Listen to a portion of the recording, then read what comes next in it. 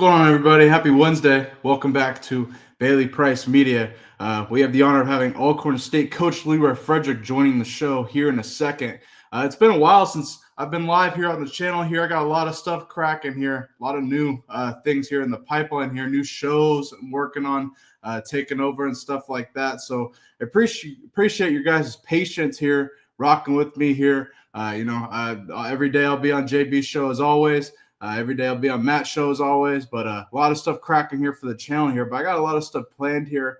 As always, it'll be NFL, college football, a little bit of betting sprinkled in as well here, and we'll really dive into that going forward. But let me know what you guys are looking for from the channel, Bailey Price Media, going forward here. Love to hear some feedback from those subscribers here. I can't thank you all enough for supporting the channel here. 2,600 subscribers is unbelievable here, and it's just the beginning here for Bailey Price Media. Can't thank you guys enough for supporting. Without further ado, let's get into it because Coach Fred's got a lot to address after his Florida State Seminoles lost on the road at Stanford to Coach Frank Reich. Andrew Luck, who's the GM up there. Coach Fred's got a lot to address here, and so we'll let him, without further ado, our main man, Alcorn State, Coach Leroy Frederick, joins the show. Coach Fred, how you doing? Happy Wednesday. How you been, man? I'm good, man. How you making it, baby? Man, we're here. We're here in the building here. We're back. Coach, we got to talk FSU.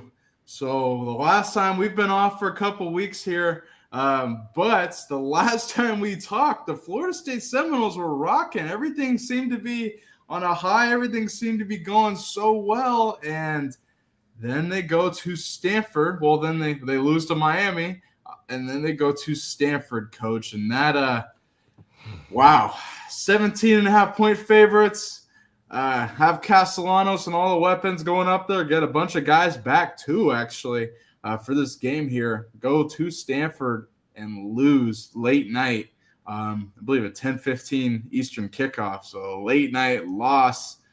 Coach, what do you got to say about this? What do you have to say about the future of Florida State? They've announced that they plan, or it seems the plan is to hold on to Mike Norvell for the rest of the season. Reports have come out that Pete Nako's reported that it would take over $100 million to fire Norvell and bring in another staff here, and there's all sorts of rumors with that. Coach, what do you got to say to the state of the Florida State football program currently? Man, 3 losses in a row. 2 were really, really tough losses. The Miami loss was tough as well. Slow start that game, was able to get it going too late, too little, too late. We can go all the way back to the Virginia game. That was, I think, devastating in itself, and they just never got it together. And then that's a tough road trip from Tallahassee to California. Not making any excuses. You got to be able to do it. You know it's going to happen. You know it's on the schedule. Yeah. But you can't leave it to the refs, inches, technology. You can't leave it to that. Because I'll ask you, Bailey, was it a touchdown or was it not? I'll be honest, Coach. I thought it was a touchdown. I was watching the game. I thought it was a touchdown, but I mean, again, you gotta love the referees who are just in the NFL and college seem to just be making some interesting decisions, Coach. But what do you think of that play? Would you have called it a touchdown? Yeah, and when you go back to replay, I mean, I don't see anything that overturns that as far as being a touchdown. And then you go back to the Virginia one. I mean, replay, go back, look at it to get it right. They spent almost 5 minutes on that call trying to get it right. And, it's like, and you still don't get it right. I really don't think that's what replay was intended for, deep dives into the play. I think it's initial look. I think it needs to be timed. And once it's done, it's done. And whatever the call is on the field, you go with it. But, nonetheless, you can't leave these type of things up to that. And they learned that the hard way, Virginia, then they come back and they learn it again. Hopefully these kids can get off the mat. Hopefully coach can quiet that noise. I know that noise gets a lot louder with every loss. So keeping their focus, keeping the kids focused, keeping them believing in what's going on. We still got a ways to go to get bowl eligible. My pick at the beginning of us doing the show has kind of went away just a little bit. Yeah, It's got eight it's eight totally zero is chaotic. out of the picture, Coach. I hate to break it to you. We're 8 weeks in. I don't know about that one, but I mean, they're certainly better than a lot of people thought. I will say. I think a lot of people Yes. expected them to struggle again. Now, uh, going from the highs of highs, of beating Bama to the lows of lows of losing at Stanford, Coach Norvell was asked about this in a press conference, and here's his response. Coach Fred, take a listen. I knew I'm telling you, like that game, it kills me with the fact that we went and lost the game. I knew it was going to be challenging. I knew all the dynamics around it. I knew it was going to be a challenging, just some challenging dynamics with it. And but to be honest with you, like, Alabama's a really good football team.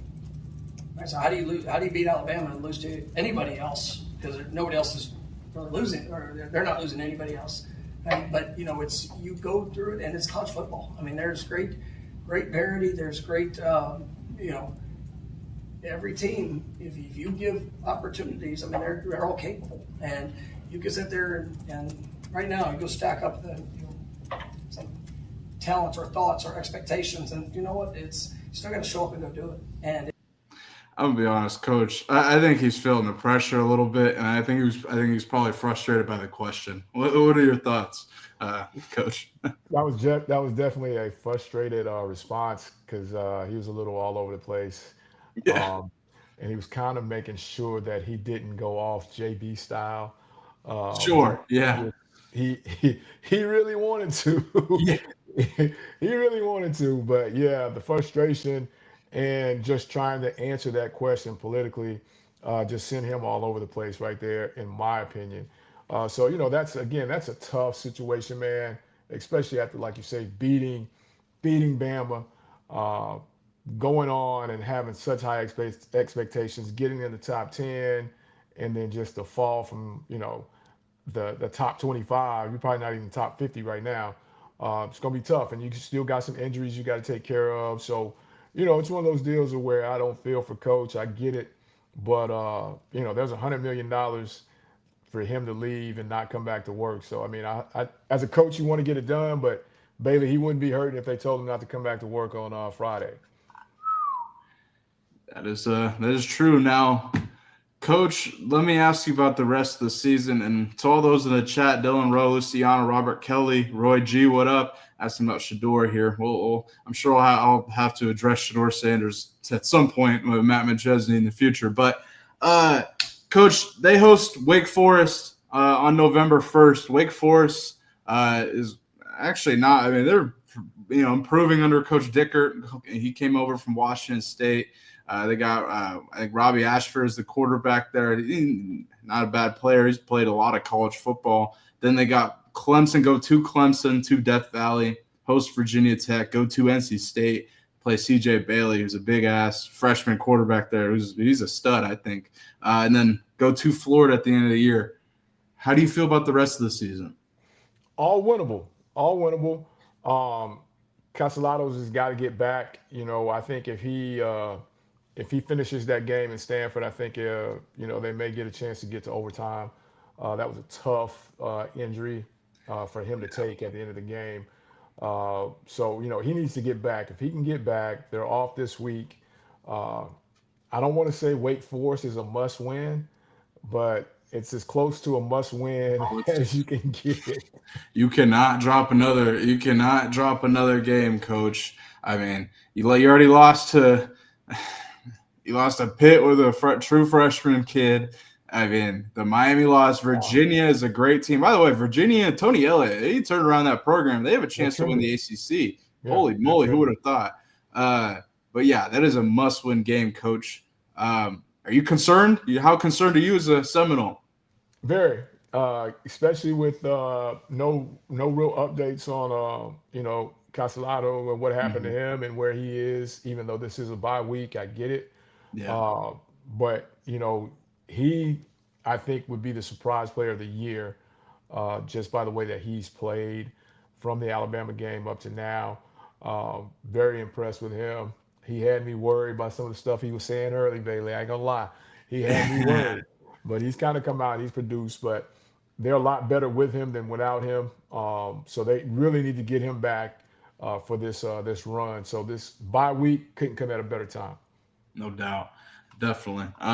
Well, Coach, we're definitely gonna have to discuss the Wake Forest game because I don't know. That is a Wake Forest team that I think certain people or many people write off. Trending up. That's gonna be an unbelievable game for sure. A great ACC matchup. Let's go to I got to ask you about some other coaches in the state of Florida. Let's go to Gainesville. Florida fired Billy Napier after 4 seasons. I mean, I think we've kind of foreshadowed this with their schedule. Certainly, they have a lot of talent on that team, though. That's what I will say. But unfortunately, it is what it is. It's the business. Coach Fred, what are your thoughts on Billy Napier's firing? Man, it came a little earlier than I thought, especially with the win. It's rare that someone gets the boot after a win. And I understand it was an Yeah. ugly win, but they got a win. They got an SEC win.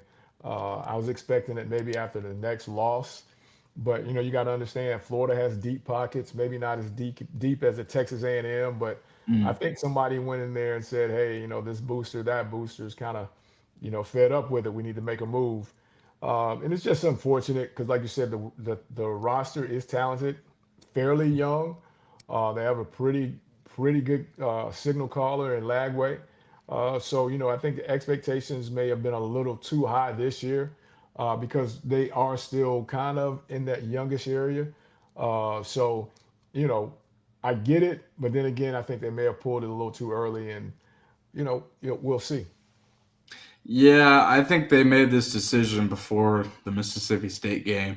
I mean, they were going into a bye, and I think they knew whether they won or lost this game, he was out of there. I think he knew in the press conference where he's like, "I'm going to really enjoy this one." Like, I think he knew what was going to happen, and Win or lose. yeah, exactly. It's going to be really interesting. It's going to be interesting to see who they replace and who they hire down there. Because I'm like, man, that's a big job, and I don't know. Ryan Silverfield in Memphis, people have thrown out there. He just lost to UAB. Oh golly, I can't believe they lost that game. Shout out to Chris Mortensen's son, who's the interim. But man, Coach, who would you throw out there? Because I don't think Lane Kiffin leaves. I No, think the more I've thought about this, we haven't been live here in a while to discuss. The more I think about this, I don't think Lane leaves Ole Miss. What are your thoughts on replacements? I don't think Lane leaves Ole Miss either. Um, I don't think the names that they're wanting to get at these other programs, you know, someone, I don't know if it's jokingly or not, Heupel. Heupel's not leaving Tennessee to go to No, Florida. no, no, no. He's dug in there. The interesting one is the one right down the street that actually beat UF. Oh, Uh, Golish. yeah, Yeah. I mean, if they offer him that job, I don't know. I don't know if he could say no. His that name has been thrown around on a couple other jobs too. I will say it. He was asked about it, and he's like, I don't know. He kind of gave a pretty, what you'd expect answer. But that is one of the only jobs that I think Alex Golish would leave for is Florida. Personally, I don't see him leaving South Florida for a lot of different jobs that are open at this point. But I think Florida, if they came and offered Golish the job, got he would have no choice but to take that. What do you think, Coach? Yeah, he's got to take that trip up I-75 from Tampa to Gainesville if that happens. Yeah. It's not even up for question, just because of the money and just the overall lure of the SEC. I think he's got to do that, and I think if he can continue to win, he's going to be a guy that, in the end of it, is going to be right there as a finalist or one of the guy that actually gets the job.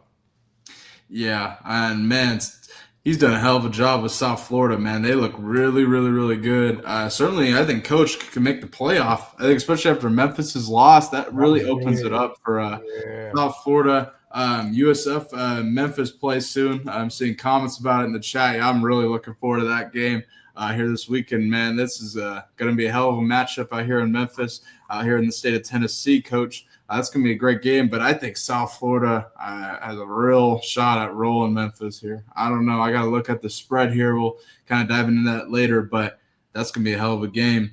let's stick in the state of Florida and stick in coaching, but we're gonna go to the NFL. So, what are your thoughts on Mike McDaniel? The Miami Dolphins got absolutely killed at Cleveland. Dylan Gabriel, if you want to discuss his performance, I believe threw for 120 yards or something. I mean, it was quite the performance, Coach Fred, but it was more the performance of the Miami Dolphins that's concerning. What are your what?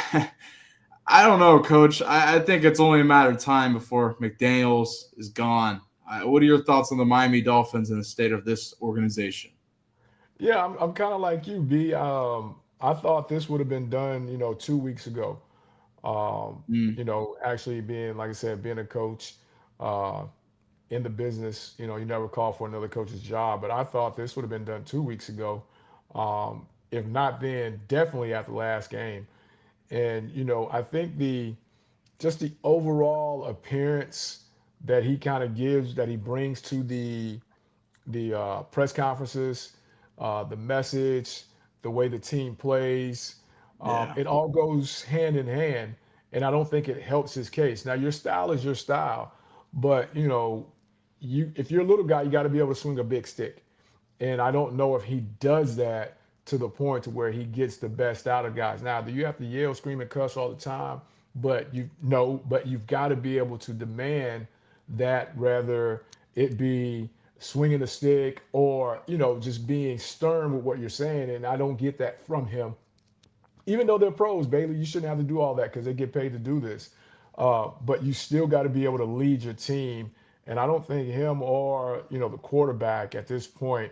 Uh, I don't want to say they're not strong enough. I just don't think they really care enough to kind of get it over the hump. I saw Mm, his last press conference, and he was just kind of like, "Yeah, whatever." Uh, yeah. we gotta do this better, blah blah blah. And then the quarterback's press conference, it was everybody but him. But then he came back and he made it right. Hey, it wasn't I didn't mean to throw my team under the bus, yada yada yada. But no one is taking ownership and saying, hey, get behind me, let's go. No one's done that. No one's took over. The quarterback hadn't taken over. The head coach hadn't taken over. Everything is just kind of vacation-y Miami style. You know what I mean? Just kind of we'll let it go. Whatever happens, happens. And I think that's ultimately the problem. And I just don't see it lasting much longer, Bailey. I don't know. Unless he's got a picture of the owner and a chicken and a goat somewhere, I don't see how this continues to go. Unless he's got that kind of picture, Uh, Bailey. That's the only way he stays around there, man. I just can't see it. I'll be honest. I just when it comes to him as I mean, he's a great offensive mind, but as a head guy, I mean, there's just no fear factor. There's no intimidation. There's no fear that this is the head coach. When he speaks to them, I can't imagine a pregame speech from him where he's like trying to hype him up, where he's like trying to like cuss and be like, "Hey, let's go!" Like I can't imagine something like that.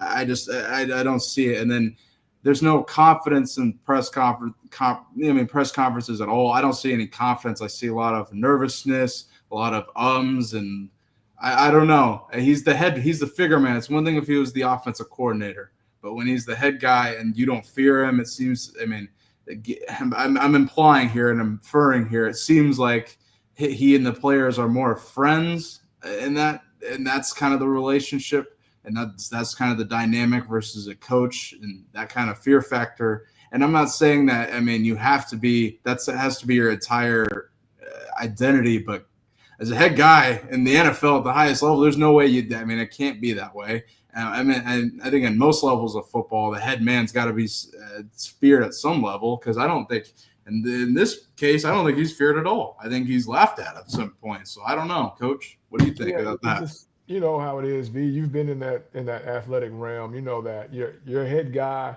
um, the whole team has got to feel his energy, got to feel his vibe, got to feel him.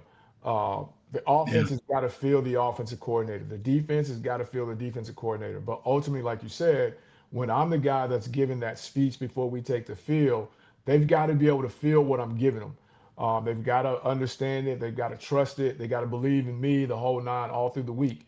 Kind of like you said, I can't see them coming together after practice, taking a knee, and him talking about practice, and people have their eyes locked in, fixed on him. I can see everything else going on, but that. You know what I mean? And it's again, it's the vibe I think that he's giving. Uh, Even in that picture there, B. Yeah. Belichick wore the hoodie, but the cut off sleeves, but he was stern. You know, he gave that stern look. Uh, my guy right there looks like he was in the 40-40 club. You know what I mean? Uh, Yeah. that Yeah. kind of thing. You know, I don't. Again, I love the style, but if you have that style, you got to have something else with it. You know, you can't just do that to dress to be in with the coaches. If you do that, I mean, in with the players, if you dress that way, they've got to understand that it's, you know, that's what it is.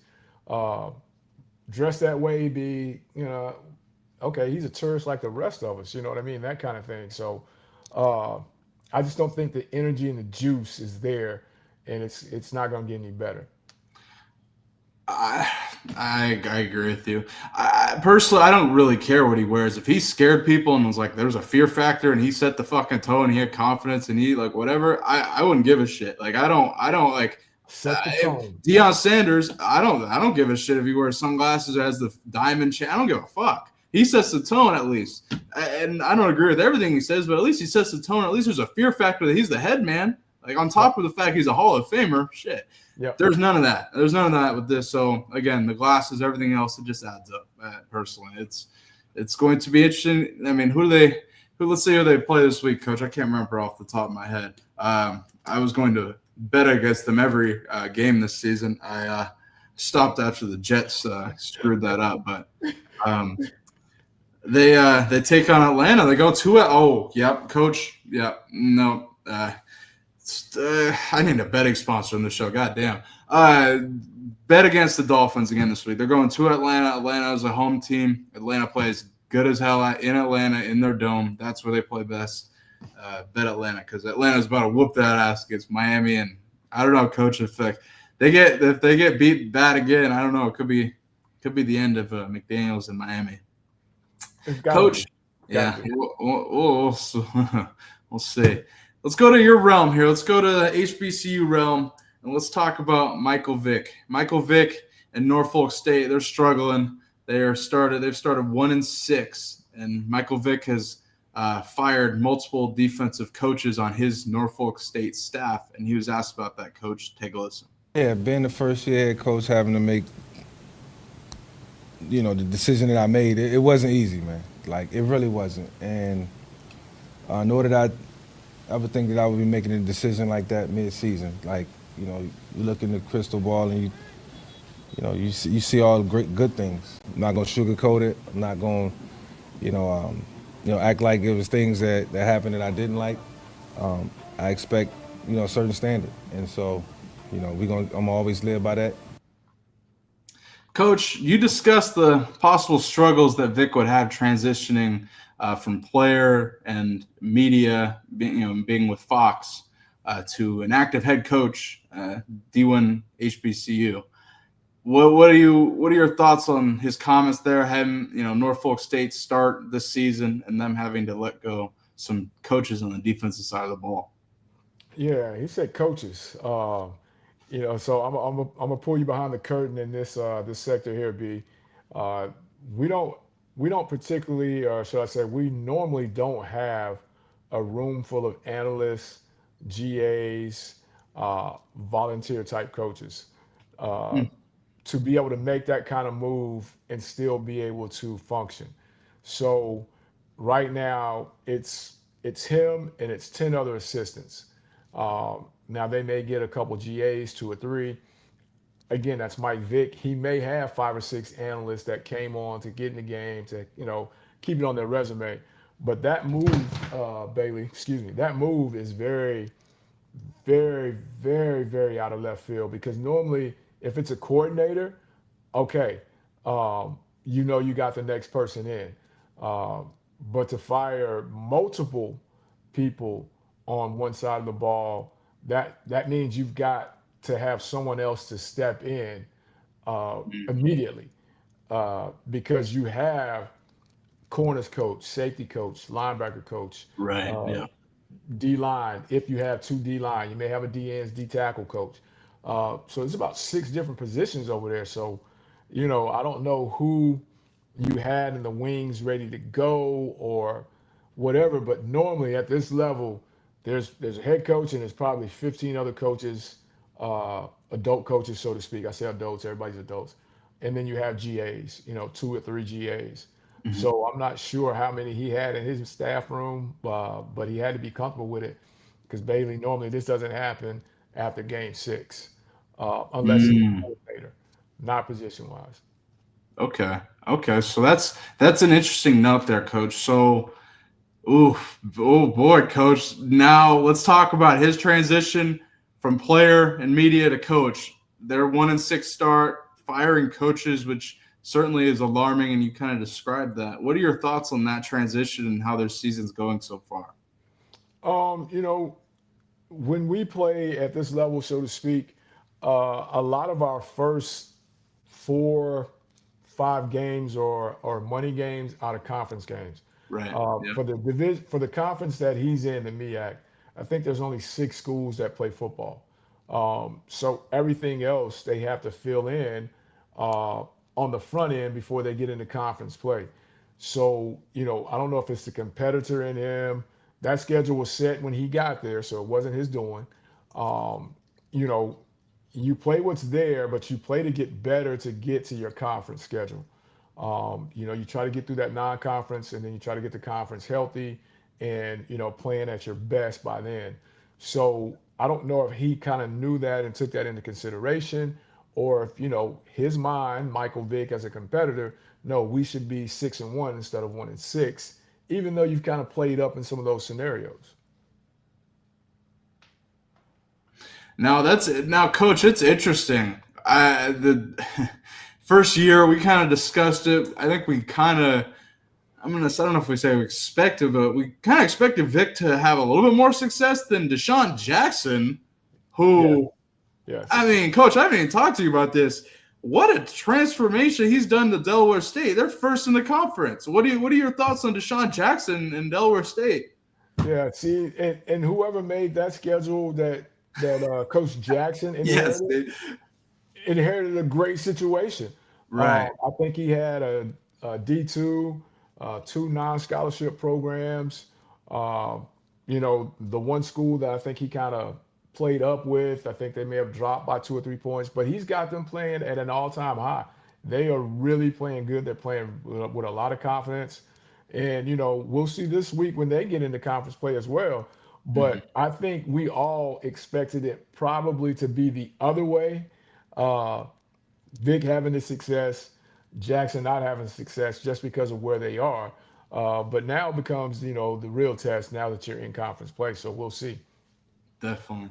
Well, we'll look forward to the showdown: Norfolk State, Delaware State, Lincoln Memorial Stadium, Eagle Stadium here. I think that's going to be an unbelievable game, Coach Fred. Can't Yeah, wait to see them go down. Probably be televised on Fox or something. It's going to be everywhere, man. unbelievable. That's going to be an unbelievable game.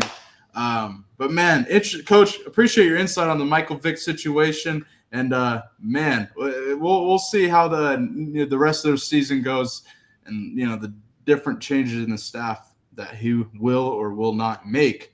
Coach, I don't know if you're going to watch tonight. There's Conference USA football, and there's all kinds of college football. We got 40 football for the next 40 days, 30 days or so here, and it's going to be a great stretch to close out the year. But Thursday night football tomorrow, Chargers, Vikings. Who you got? What are your thoughts on this game? Chargers are playing really good, man. I think the Vikings quarterback situation has got to be scary going forward.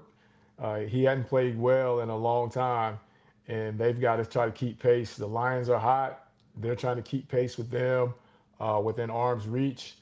Uh, Jim Harbaugh has got the Chargers over there playing really fast. Justin Herbert has started to limit his mistakes. So, I got to go with the Chargers. Ooh, I want to go Chargers bad here, but the Chargers seem to let me down every time, man. I don't know what it is. I don't know. I hope they bounce back for the playoffs because Harbaugh is a winner. I don't know, Coach. This is an interesting spot. If is JJ playing? Like if he comes back, I don't know. at some point he's going to get going because McCarthy or Kevin O'Connell looks like he's getting a lot of heat for rolling with JJ here, getting rid of Sam Darnold and Daniel Jones for that matter, because Daniel Jones looks like an MVP candidate, man. He's playing unbelievable. But, oof, man, I don't know. If they keep rolling with Wentz here, I don't know. They have a lot of weapons. Wentz has played a lot of football. The Chargers play well, but they let down games at times. I don't know. Yes, for my pick now. I'll lead Chargers to win, but I don't know. It wouldn't shock me if the Vikings got them too. I think it'll be a good game on Thursday. Coach, did you get a chance to catch the weekend of games here? Vanderbilt taking out LSU here. I got the shirt on today. What are your thoughts on Vanderbilt? Diego Pavia, is he a Heisman contender? I was surprised to see that pose he struck. I really was. I was like, oh man, Pavia's doing the Heisman. All right, hey, let's roll with that. Okay, feel yourself, young man. Feel yourself. They've been doing this the last couple of years. They take one, and Bama last year just so happens to be LSU this year. They really believe in him, and that team is kind of following him. And I think they're kind of, until this week, I think they were kind of okay that Alabama was one and done, not really taking them serious. So I don't think they're going to catch anybody else now since they've caught LSU.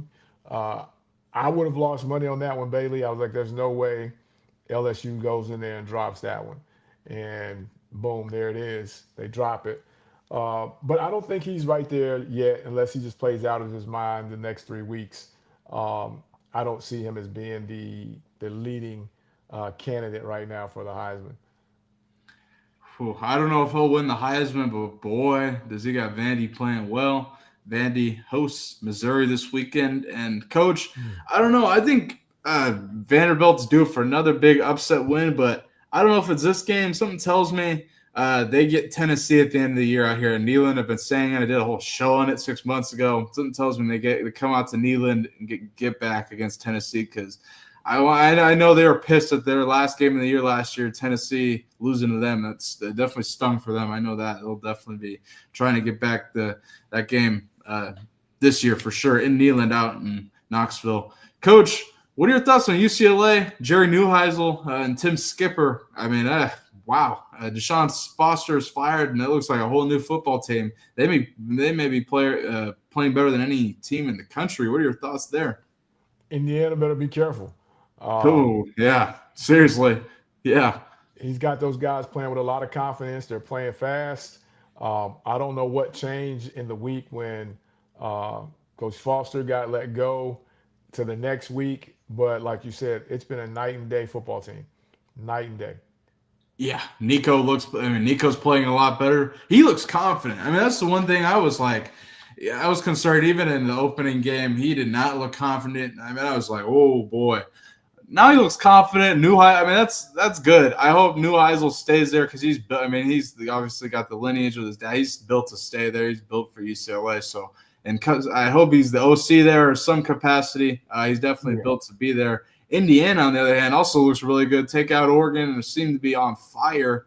Fernando Mendoza, that's a Heisman contender for you there. Somebody who definitely could go and win it. What are your thoughts on Cignetti and the job he's done with Indiana? Has the number 2 in the country, and he's got himself a brand new contract extension. Yeah, they locked him up real quick after all these jobs start popping open real quick. So he's done a great job here in the last couple of years since he's gotten there. Who would have ever thought Indiana football would be ranked number 2 in the country? Top 5. Yeah, isn't that crazy? Not basketball, Indiana football. So that alone, man, you got to tip your hat to them. And they don't seem to be slowing down. It's not smoke and mirrors anymore. They've actually got some players in there. The quarterback situation, I was worried about, but has been really solid for them this year. So, they've got to come in ready to play football or they're going to get caught by a very hot UCLA football team. Yeah, that is 100% true there, Coach. That's going to be a good game. I think Indiana gets it done, but I think it's going to be one of those games that comes down to the wire. Indiana is 25.5-point favorites, Coach. That's a lot of points. Man, I don't know. If they lose, that's gonna be a bad look if they drop that one. But them playing at home should be able to get it done. A lot Um, of points. Ole Miss, Lane Kiffin go to Norman to take on Coach Venables, John Mateer in Oklahoma. Who do you think gets this one, Coach? They both need it. They both need it. But I got to go with the home team, just because they're home, and the quarterback at Ole Miss, uh, playing up, been playing really out of his mind since he's gotten Yeah. there. Going into Oklahoma there, Norman, we'll see if he's settled in and ready to really be on, face those road crowds. So I got to go with OU this one. Man, Oklahoma at home. I want to go with Oklahoma. I just, I don't know. I think Ole Miss they cannot lose this game if they want to be in the playoffs. They cannot. I'm rolling with Ole Miss here. I think Ole Miss gets it done. They cannot afford to lose another game, especially in a row. That's a momentum killer for your whole season. If they lose this game, then the momentum of Lane Kiffin to Florida, that's all you're going to hear. I mean, for the next 8 weeks, that's all you're going to hear. I mean, that's the only chatter about Ole Miss football will be Lane Kiffin to Florida. That's going to be the chatter. So we'll go ahead and see how that goes. But give me Ole Miss against Oklahoma and Norman. South Florida, Memphis. Already mentioned. I'm rolling with South Florida. Coach, who are you rolling with in that game? Coach Silverfield and Memphis host Golish in South Florida. I got to go with the home team, and that's Tampa. Uh, that's USF. That's the home team. Uh, but Yeah, I get it. Memphis is down, and they're going to come out fighting. After they took that loss, they know they pretty much knocked themselves out of an opportunity for the playoffs. So it'll be interesting to see. But I think those guys will come out and fight and try to make sure they do the same thing to South Florida by knocking them out of it as well. 100%. I'm rolling with South Florida as well. I think they get it done. I just don't. I think it's going to be a high-scoring game. It's going to be one of the better games of the weekend for Oh sure. yeah, I'm no. really looking forward to it. But something tells me South Florida eventually gets them. Just they can run the football. Byron Brown seems to be able to figure out how to throw the football a little bit here and there. He's getting a little bit more And they're confident. playing It really seems to be stingy cleaning in the up a little bit. secondary. What's up? I said they're playing really stingy in the secondary. Yeah. It's South Florida can't afford to lose this either, and I think Memphis lost a lot of momentum losing the way they did to UAB. So UAB. I am rolling with South Florida. I would also look at the over because there might be 100 points in that football game, Coach. There's going to be a lot of points, and Golish is not afraid to put on the points at the end of the game too. So I will note that. Chat, let me know if you want me to break down the rest of these games. I'll go ahead and drop my picks here this weekend. If you guys want me to do a show, just go ahead and drop that below. I was 14-3 this past weekend with picks and betting, so we can go ahead and discuss that. But Coach, it was really great having you back on the show, man. I really appreciate you joining the show. What you got cracking with Common Man Podcast, man? We gotta get you cracking with that. If all you guys watching, go sub to Coach Fred's podcast, Common Man Podcast. But what you got cracking with that, Coach? Oh, wait a minute before we get to that, man. You were what this past weekend? Well, dude, we had a good weekend betting 14-3 if we really want to get down to it. So we've been on a little heater the past 7 days. So yeah, let me know if you guys want me to drop some picks. But yeah, Coach Fred, how's Common Man doing? What do you got cracking? Man, had some technical difficulties. Had to get my stuff fixed. Gonna try to get rolling back this weekend, man. Make sure you go follow over there at YouTube. Common Man, COMMON, capital MAN podcast. And we'll be back on the HBCU Health Tech, man. Be ready to go Wednesday and trying to get some stuff going. And, Bailey Price Media, nice enough to bring me back. So, I'm trying to get it going, man, all season. Who knows? We might have to link up and do a couple in-person shows somewhere there, B, just because. Let's do it, Coach. Let's do it. I'm definitely with that, Coach. All you guys watching, go check out Coach Fred, Common Man Podcast. He does a hell of a job here. Just the beginning with Coach Fred's stuff, man. We're about to really blow that stuff up. So, Coach, I appreciate you joining the show here. I'll reach out to you offline here soon. And, man, I hope you enjoy your Wednesday. Appreciate it, B. You too. 14-3? Yeah, man, it was a good one. It's been a good last 7 days here. So, definitely a good weekend here. Coach, I'll reach out to you. Thank you so much. All right, B. All right, peace. Shout out to Alcorn State Coach Leroy Frederick for joining the show here. Can't thank him enough for joining the show. His return to address Florida State's struggles here. Let me know what you want from the channel going forward here. Definitely betting is in store coming forward here. I got a lot of stuff planned with that. Been working behind the scenes, but got a lot of new shows here coming out soon as well here. A lot of new stuff planned here. Really going to make Bailey Price Media a large platform here across all different kinds of aspects, all different kinds of shows here across all genres. So stay tuned for that. I cannot thank you all enough for supporting my channel, supporting the show here, supporting Coach JB's show, what Matt and I got going over at 0 to 60. Cannot thank you guys enough. I really hope you enjoy your guys' Wednesday here. And, definitely should be live here before the weekend to drop some picks for the college football weekend ahead. Lockie Balboa, DM me on Twitter here at the Bailey Price or Instagram at Bailey Price Media. DM me, I'll get at you. Holler at me on that. But man, enjoy you guys' Wednesday. I appreciate you guys and enjoy the Conference USA football tonight. I enjoyed Western Kentucky money line last night. That was a hell of a game overtime. So enjoy you guys Wednesday. We'll see you guys tomorrow. Peace.